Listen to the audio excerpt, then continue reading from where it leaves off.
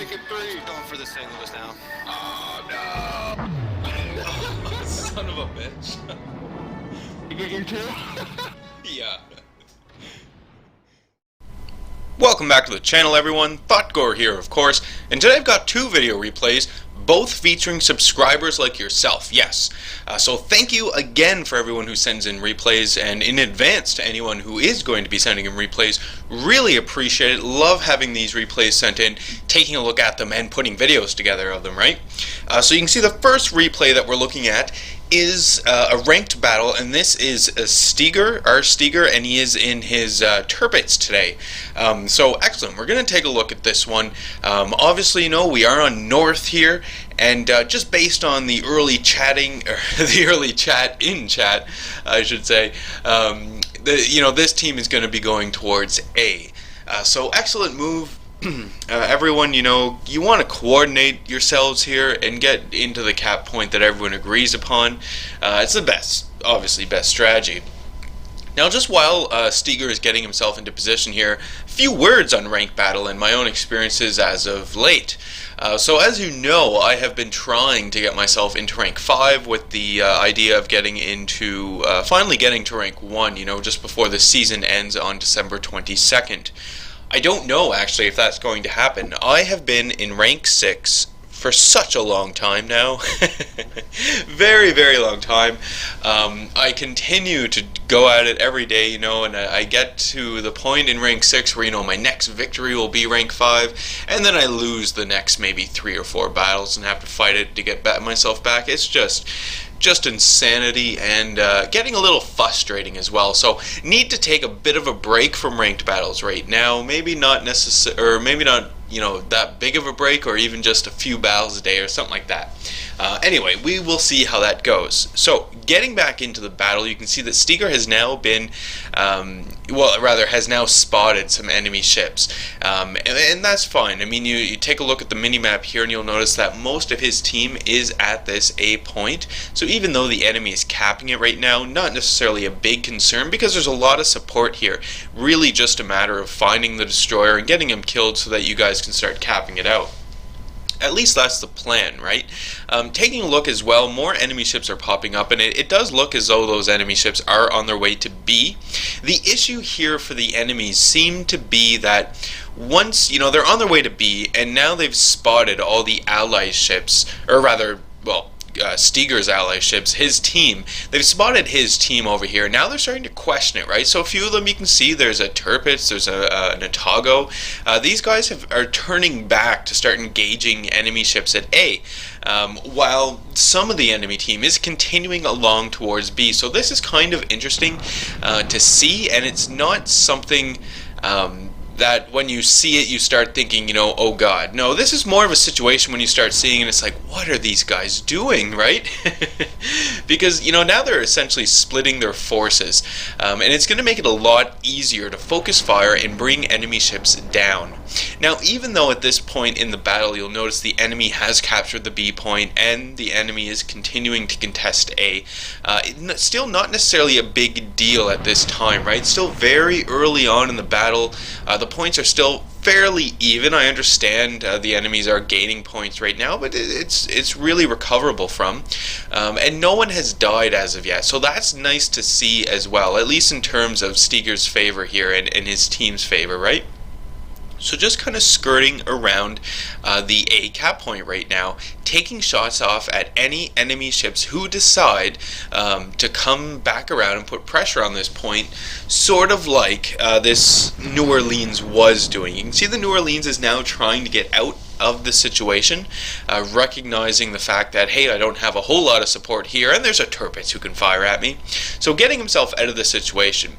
Now Steger continues to move forward and gets himself into this channel here on the west side of the map.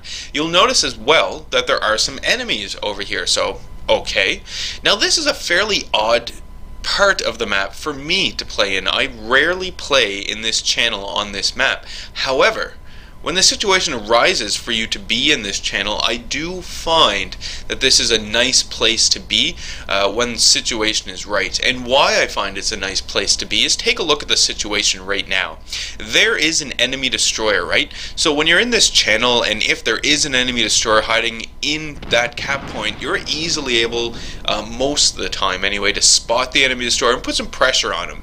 Exactly as Thotgor did, manages to get himself a kill and the first blood, so that's not too bad. Now continuing with why I like the channel here, you'll notice new situation we're presented with, right? 2 enemy ships off our starboard side. So not such a big deal because you have the islands to work with, and they more or less channel you towards the enemies. And especially in this situation where the enemies are sailing away from you, you can continue your push up this channel relatively unmolested. You only really have to worry about the ships that are on your bow now, or on the starboard side of the ship now. You don't necessarily have to worry about enemy ships who may be around the B cap zone and who may be able to shoot in on you, right? Because you have some islands to cover you from that. So it's a nice spot to be in when it's called for. And situations when it's called for, obviously, is if your team is going towards the A cap point and the enemy team maybe isn't that aggressive. Now obviously you don't want to be coming down this channel if you know that there's a bunch of destroyers down here, right? You know, use common sense. So Thotgor as well, what I liked here too is he's throttling, right? He's using the throttle on the ship very effectively, making sure that he's not just pushing straight in full speed, going well beyond the reach of any support he may get from his allies, keeping the speed relatively low, picking it up when it's called for. But in a situation like this where there are enemy ships around, but they're a good distance away from you, you don't necessarily need to have full speed while you're just doing these little maneuvers here. Once things start to pick up, yeah, you definitely want to throttle it up, right, and get the power and get the speed back so that you can maneuver around a little more easily in the battle. So we see that the New Orleans is back. Yes, he is. There he is there. Took a bit of damage in that salvo. Not too shabby at all. I'm fairly close, or rather I do have my New Orleans researched at this time. It's just I don't have the credits for it. Actually, I researched my Admiral Hipper. Yes, I did. And it's just a matter of, I think, maybe 2 million credits and I will have the Admiral Hipper. So the long grind through the York is coming to an end, which is fantastic. More shots going into the New Orleans, and very luckily it gets a nice citadel and manages to finish off the New Orleans. So second kill now for Thotgor, so not too shabby at all. Looking at the mini-map, you'll notice Thotgor's team obviously was able to take A in that nice push there that we saw, and now the sort of allied team is, kind of conglomerating together right now, regrouping, getting ready for a push onto the B cap point. And that's exactly what Thotgor's getting himself involved in here as well, pushing towards the B cap zone. So here we can see some enemy ships that have decided to run. And it's at this point in the battle too that I want to point out, just how disorganized the enemies are at this time, right? Remember at the beginning of the battle when we saw the enemies split, we saw some of those some of those enemy ships circle around and put pressure on the A point where Thotgor's team mostly was situated, and then some of the enemy ships continue on to B. Now look at where that has got them. You have a mix of ships remaining. I know that there are only 2 enemy ships sunk, but look at the positioning of these enemy ships. You've got this cruiser way out here over on his own. Like, this guy is obviously going to die. He more or less took himself out of the game. Then you have some enemy ships on the southern end of the map, right, who are out of position as well. They've more or less, taken themselves out of the game because now they're not able to get support from a lot of the enemy ships that are at B right now. So, that's why I mentioned at the beginning that it's not a good idea to split your forces like that in a ranked battle right at the beginning. God, no. It is not something you want to do. It is so important in a ranked battle that when you meet up with the enemy team, that your team already has a good idea of where they want to go, what they want to capture, and the battle lines involved to do that. Very important to have that. if you start splitting up the enemy team, then those plans that are taking place, at the beginning of the battle there, and they're mostly silent, right? People are thinking about this in their head. They're not always communicating in a chat. But those plans that are taking place are now severely limited because suddenly there's only half the force. And when you only have 7 ships on your team to begin with, that is huge, massive. So want to keep that in mind. So moving now into the B cap zone, right? Enemy battleship is a Tirpitz over there, is retreating from this cap zone, trying to get himself out of here. You'll see enemy ships are continuing to be really dispersed. We do have some torpedoes incoming, but luckily, as you saw, they ran out of their range, so not a big deal at all. You did catch a glimpse there of the enemy at Thotgor, still way back off there in the distance. Great to put pot shots into, right? Take them as you get them, but not necessarily do you want to go and chase that guy down. Leave him make his own mistakes. It was Napoleon who said it's impolite to interrupt your enemy while they're making a mistake. It's so true. When you see enemy ships just go off on their own like that, let them be. Don't type in chat to them, "What are you doing, guy or buddy?" Just let him make his mistakes and you guys will take the victory. No big deal. So you can see Thotgor is now turning into the B cap zone, starting to cap this zone now as well, which is fantastic. Give his team the advantage in caps, in cap anyway, right? You'll have 2 cap zones, which is all the cap zones in a ranked battle. The Allies did manage to also sink another enemy ship, so fantastic. Another enemy is gone, and as of yet, no one on Thotgor's team has been sunk versus the 3 enemy ships that have been sunk so far. So fantastic job by the team here as well, and again bringing attention back to positioning. You see it as I'm talking, and you'll notice on the mini-map these like red dots, right? Enemy ships popping up, and look at where they're popping up. They're just so out of place right now. It's as if they just didn't know what to do when their team split up and they started losing ships. They just all scattered, and they're just all over the place. Like, why in a ranked battle would you be way over there on that west side? Sure, it's an enemy destroyer, and sure, it's hunting down our carrier. But when battle is going this badly for you, when your team doesn't even have a cap, there are bigger priorities than chasing down an enemy carrier, my friend. much bigger priorities. So some enemy dive bombers came in there, and they did a bunch of damage. I was pretty surprised with that dive bomber strike. I thought that was a significant amount of damage that they managed to pull off there. So kudos to those pilots and the captain of the enemy aircraft carrier there. We have some enemy ships popping up here. You'll notice, there he is there. It is the enemy aircraft carrier. So it's a Lexington. So we'll immediately start putting shots into this guy, right? Just taking a look at what sort of damage we can do. That wasn't too bad of a salvo. While this was sort of taking place, Allies did manage to sink another enemy. So the enemies only have 3 ships remaining. They've got the aircraft carrier that we see here. They've got the destroyer that we can see on the extreme west side of the map, chasing down our aircraft carrier, uselessly I might add. And we have the enemy cruiser. Now we don't see him as of yet. It is an Thotgor, and he is in fact on the west side. There he is there, spotted him on the minimap. While this was taking place, Thotgor did get himself a nice high caliber there. Few citadel hits on the enemy Lexington, so fantastic job with that. If we can get these ships gone, victory overall. Not that we need to get the ships gone, right? It is going to be a victory regardless. This was a great battle. Lining up on the enemy at Thotgor here, putting shots into him. Now, no need necessarily to be switching over to high explosive in this situation. You know that this guy, right, is on really low health. It's only an enemy aircraft carrier remaining and an enemy destroyer, so 66.66% of your enemy ships will, you'll do better damage to if you shoot high explosive. So get the high explosive loaded up, right? Just makes sense. The Thotgor starts putting shots into Thotgor here, and we can see as well that the Thotgor managed to launch a torpedo spray spread at him.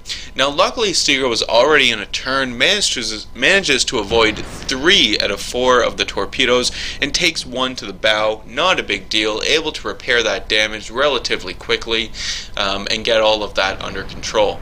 Fantastic. With that salvo, the enemy at Thotgor is now gone. Not shabby at all. Now it's just enemy aircraft carrier and the enemy destroyer.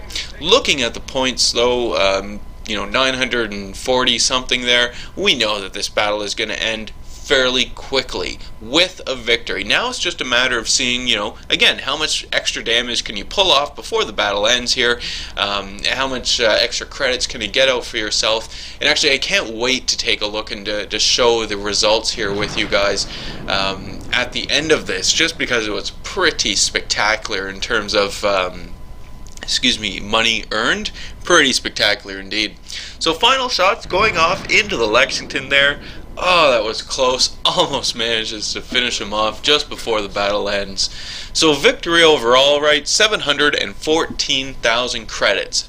That is awesome. Ended up with Fireproof, High Caliber, Dreadnought, and First Blood, so not too shabby at all. And this was a ranked battle, so victory and you rank up, right? Fantastic. Top of the team overall, obviously, did well over double the XP of the enemy ships on the enemy team.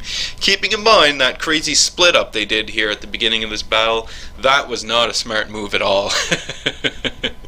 In terms of damage done, well over 100,000 damage done in this battle. So that is another great thing to see. And especially in a ranked battle, given that there's only 7 enemy ships, sometimes it's hard to come by these big damage numbers in these ranked battles. Still walking away with a crap ton of credits, just all for the bank. And it really shows, too, how much money the Tirpitz can make here and how much, earning potential the Tirpitz has as well. So moving into the second clip of the video for today, we can see that we have a replay submitted by Croston, and he's in his Miyoko. Now all of you know how much I love my Miyoko, and I'm sure none of you would be surprised to learn how much I enjoy watching Miyoko replays that are done well. Yes, this was another great game that was submitted to me by one of my great subscribers, as I mentioned, Croston. Thank you again for submitting it, and thank you again for everyone else who submits replays as well. Great to see, love sharing them. So taking a look at this map, you can see we are on Hotspot. Now the first thing as battle progresses here that I want to talk about on Hotspot is the spawning locations. Yes. Now, remember when this map used to be different and there were 5 different cap points, and the biggest issue was that divisions weren't spawning together and the spawns were all crazy, right? And then they fixed it, right? They said they fixed it and they put it in this way that we see now. And I don't necessarily mind this, except for one damn thing. I don't like the way that the Allied teams split up like this. I find it sets up a different dynamic in the game, or on this map, and I like different dynamics, don't get me wrong. It makes it interesting, fun, refreshing. My problem is that there aren't that many smart people in this game, and not many people who will recognize what they're trying to do here and try to play in that style. So it just frustrates me the way that the people are spawning right now, because in this situation people will tend to go where they spawned, right? So left side is going to go to A, this side where Croston is will go to C. That's what they're going to cap. You leave B as the sort of the middle, and then you're trying to support each other across the map. Sets the team up for failure, right? And the enemies are guilty of this as well. You can see that they're going to do it here. Well, maybe not in this replay, but they do it often enough, right? That's what I'm talking about. On this map, I am strongly of the opinion that, basically the way people spawn, the positioning of ships as they spawn, the majority of your battleships are usually going to be at the A point. So A is usually the biggest battle on this map.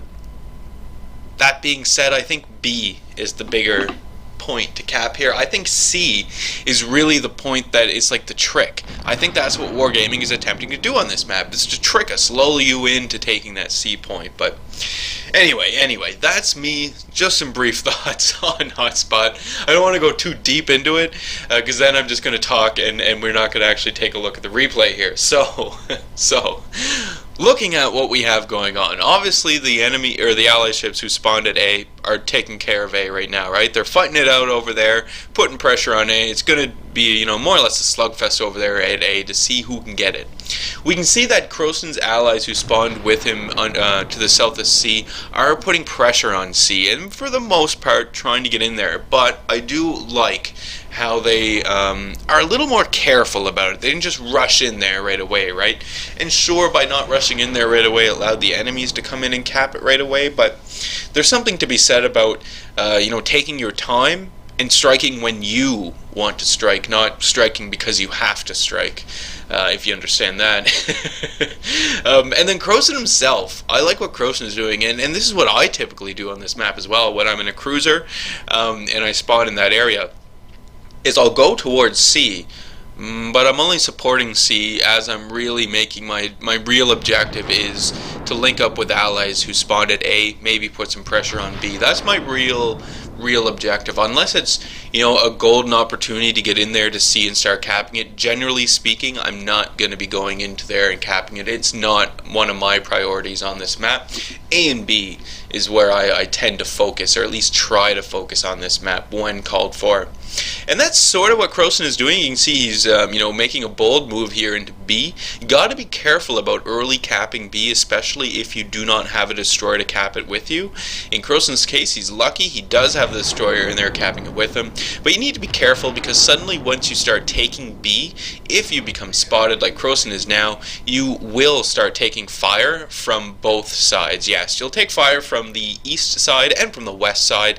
This can be incredibly disorientating for most people, and it causes you to do some pretty crazy things that result in your death. Yes, so you got to keep this in mind when you are when you are moving into this B point.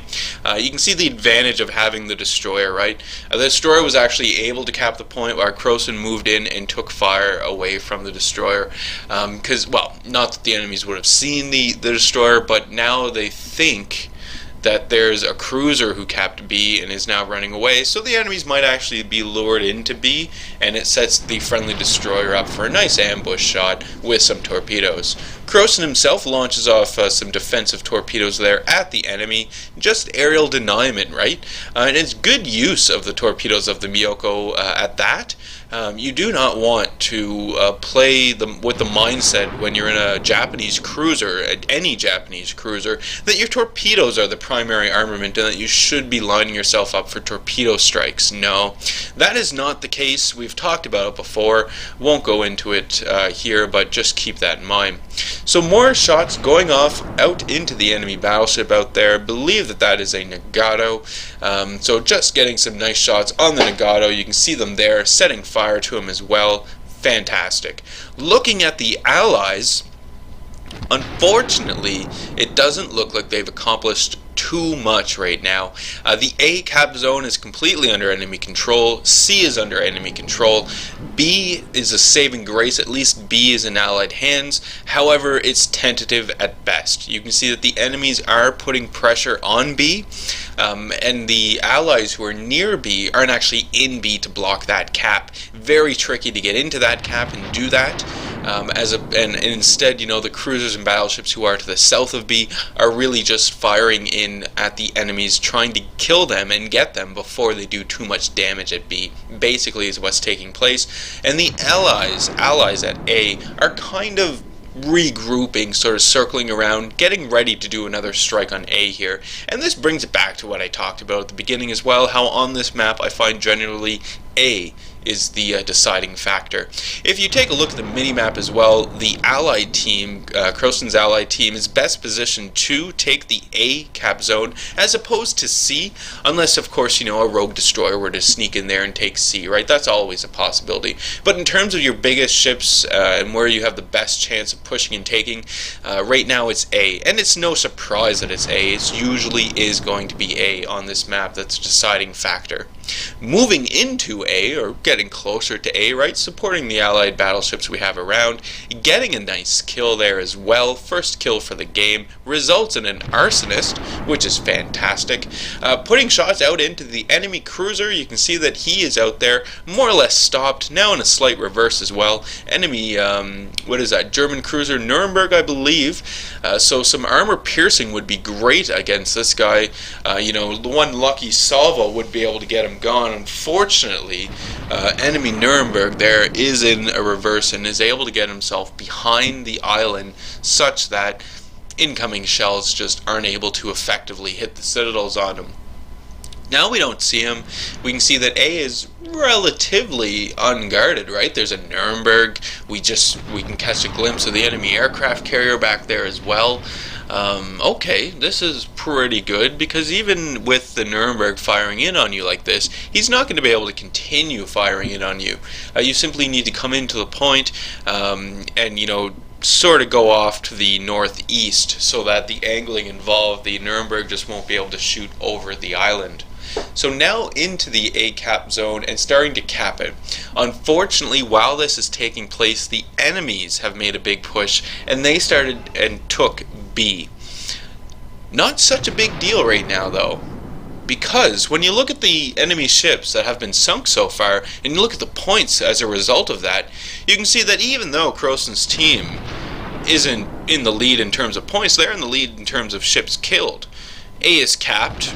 Enemies, don't have that many ships remaining, and C is being capped right now, so not a big deal, right? There's still lots of time, lots of room to actually outmaneuver these people, get them down, and get a victory here as well. So there's the Nuremberg popped up again. He's moving awfully slow, and I thought this would have been an excellent chance for some ambush torpedoes. However, I don't think that the Nuremberg actually would have continued forward and driven into them, or rather sailed into them. I just think he was a little too cautious for that, and Croson didn't fire any off anyway. Now that A is capped, we need to come out of A, start putting pressure on B. So there's the destroyer that managed to cap B. Croson quickly dispatches this guy.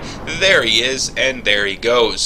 So 2 kills for Croson now, fantastic. And now we know that the B cap zone isn't really guarded by anything. So if we can sneak in here and take it, that would definitely give our team a nice little boost in morale and points. There's the enemy aircraft carrier. A little surprised actually to see this guy here. I know we saw him earlier, and I know it looked as though he was going to be coming in this direction anyway. I just figured that the captain of the aircraft carrier would have, known enough not to come this close into the battle zone.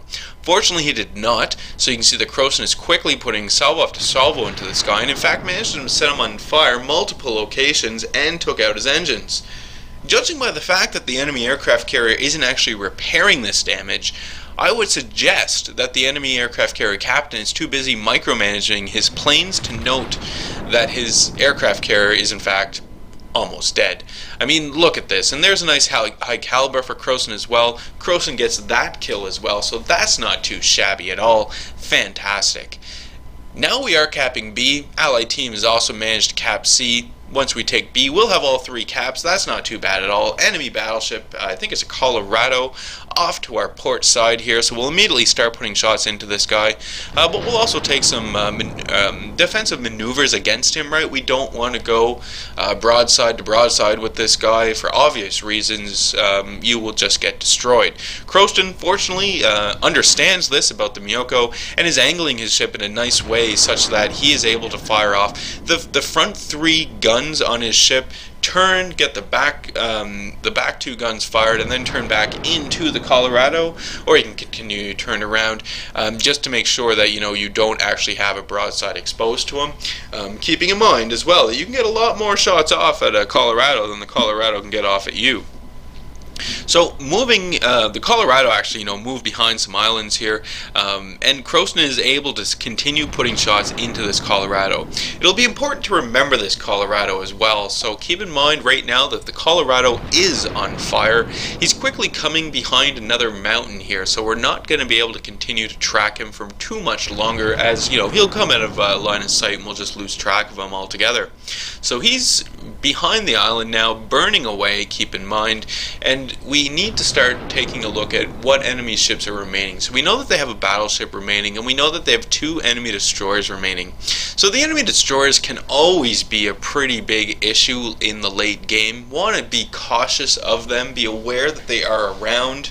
And the enemy Colorado, if the enemy Colorado wasn't on fire, slowly burning away, he could pose a bit of an issue as well. However, given the amount of ally ships remaining, the enemy Colorado could have been at 100% health, wouldn't have mattered. Croson manages to burn the enemy Colorado down, so enemy Colorado has now sunk, and it's just 2 enemy destroyers remaining. Taking a look at the cap points as well, you can see it's almost over at this point. A lot of caps, very close to 1,000 cap points, I should say. As well, all 3 cap zones are under Croson's team's control, so fantastic. This was another great game, and like I say, I always like taking a look at some good Miyoko gameplay. Love this ship. It's a great ship. As you all know, I'm biased towards it, I suppose. Another nice salvo into the enemy destroyer there, manages to sink him as well. Fantastic. Only 1 enemy destroyer remaining, and this battle is all over. Not going to get a chance to go hunt him down, however, because it's all over.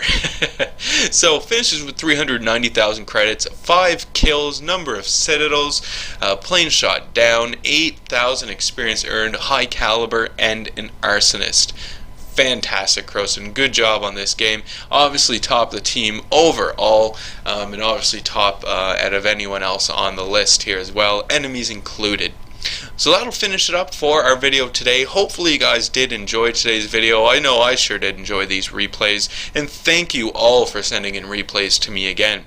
Hit the old like button if you liked today's video. Leave any comments you have for me in the comment section below. Love reading them and responding back to them. Hit subscribe if you are not a subscriber, and as always folks, I do hope you enjoy the rest of your day.